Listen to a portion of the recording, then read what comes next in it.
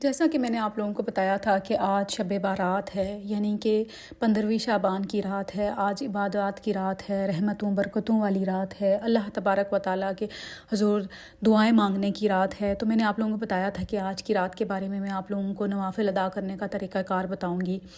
حضرت عائشہ رضی اللہ تعالیٰ عنہ بیان کرتی ہیں کہ نبی اکرم صلی اللہ علیہ وآلہ وسلم میرے حجرے سے نکلے تو میں بھی ان کے پیچھے نکلی، تو میں نے آپ کو جنت البقیع میں پایا۔ آپ وہاں پہ مومن مردوں، مومن عورتوں اور شہداء کے لیے بخشش کے لیے استغفار فرما رہے تھے۔ میں نے کہا یا رسول اللہ صلی اللہ علیہ وآلہ وسلم، آپ تو اللہ تعالیٰ کے کاموں میں لگے ہوئے ہیں اور میں دنیاوی کاموں میں لگی ہوئی ہوں۔ تو آپ بیان کرتی ہیں کہ نبی اکرم صلی اللہ علیہ وآلہ وسلم تشریف لائے اور کہتے ہیں کہ عائشہ، آج میرے پاس حضرت جبرائیل علیہ السلام حاضر ہوئے اور آپ نے فرمایا کہ آج کی رات یعنی کہ 15ویں شعبان کی رات اللہ تبارک و تعالیٰ کلب کی بکریوں کے بالوں کی تعداد میں لوگوں کو جہنم سے آزاد کرتے ہیں، لیکن اللہ تعالیٰ ان لوگوں کی طرف جو ہے وہ نگاہ رحمت نہیں کرتا جو دل میں بغض رکھتے ہیں، کینہ رکھتے ہیں، منافق ہیں، والدین کی نافرمانی کرتے ہیں، اپنا پاجامہ ٹخنوں سے نیچے رکھتے ہیں، یہ میں مردوں کی بات کر رہی ہوں، اور شراب پیتے ہیں۔ اللہ تبارک و تعالی ہمیں ان سب کاموں سے جو ہے وہ محفوظ رکھے، ہمیں نیک کام کرنے کی توفیق عطا فرمائے۔ تو آج کی رات کی عبادت کے بارے میں آپ کو بتاؤں کہ آج کی رات میں آپ نے جو ہے وہ مغرب کی نماز کے بعد 6 رکعت نماز نوافل ادا کرنے ہیں۔ 6 رکعت نماز نفل آپ نے کس طرح سے ادا کرنے ہیں کہ پہلے آپ نے مغرب کی نماز پڑھنی ہے، مغرب کی نماز پڑھ کے آپ نے 2 رکعت کر کے آپ نے جو ہے وہ اپنے لیے جو ہے وہ نیت کرنی ہے، اور اس کے بعد 2 رکعت کر کے آپ نے نفل ادا کرنے ہیں۔ پہلی 2 رکعت نفل ادا کرنے ہیں، سورہ فاتحہ کے بعد سورہ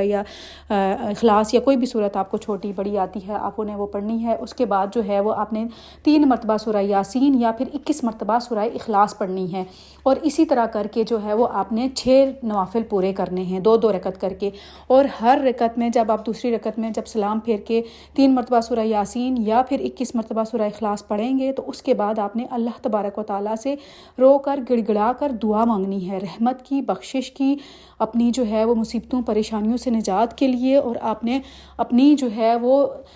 اپنی حاجات اللہ تبارک و تعالیٰ کے سامنے رکھنی ہے، اللہ تعالیٰ سے دعائیں کرنی ہیں۔ ہر 2 رکعت کے بعد آپ جب جو ہے سورہ یاسین یا سورہ اخلاص پڑھیں گے اس کے بعد دعا کرنی ہے، اور آخری جب آپ 2 نفل ادا کریں گے اس کے بعد آپ نے جو ہے وہ سورہ یاسین یا سورہ اخلاص پڑھنے کے بعد دعائے نصف شعبان آپ نے پڑھنی ہے۔ دعائے نصف شعبان میں اس ویڈیو کے آخر میں اٹیچ بھی کر دیتی ہوں، اگر آپ لوگوں کو زبانی یاد ہے تو بہت اچھی بات ہے، اگر آپ لوگوں کو دعائے نصف شعبان زبانی یاد نہیں ہے تو آپ اس کو دیکھ کے بھی پڑھ سکتے ہیں، اگر آپ دیکھ کے نہیں پڑھ سکتے تو آپ اس کو سن بھی سکتے ہیں، اس کا اتنا ہی ثواب ملے گا جتنا آپ جو ہے وہ پڑھنے کا ثواب ہوتا ہے۔ پھر اس کے بعد آپ نے اللہ تبارک و تعالیٰ کے حضور رو کر گڑ گڑا کر دعا کرنی ہے، اللہ تعالیٰ سے اپنی حاجات، اپنی پریشانیاں، اپنی مصیبتیں، جو بھی آپ کی دعائیں ہیں آپ نے اللہ تعالیٰ سے رو کر گڑ گڑا کر مانگنی ہیں۔ دعا کا سب سے پہلا اصول یہ ہے کہ جب بھی اللہ تعالیٰ سے دعا مانگے تو بھکاری بن کے مانگے، کیونکہ وہ بادشاہ ہے، وہ 2 جہانوں کا مالک ہے۔ جب اس سے مانگیں گے تو وہ کبھی بھی آپ کو جو ہے وہ خالی ہاتھ نہیں لوٹائے گا، بھلا بادشاہوں کے دربار سے بھی کبھی کوئی خالی ہاتھ آیا ہے تو وہ تو 2 جہانوں کا مالک ہے، خزانوں کا مالک ہے، اس کی اجازت کے بغیر تو ایک پتا بھی نہیں ہل سکتا،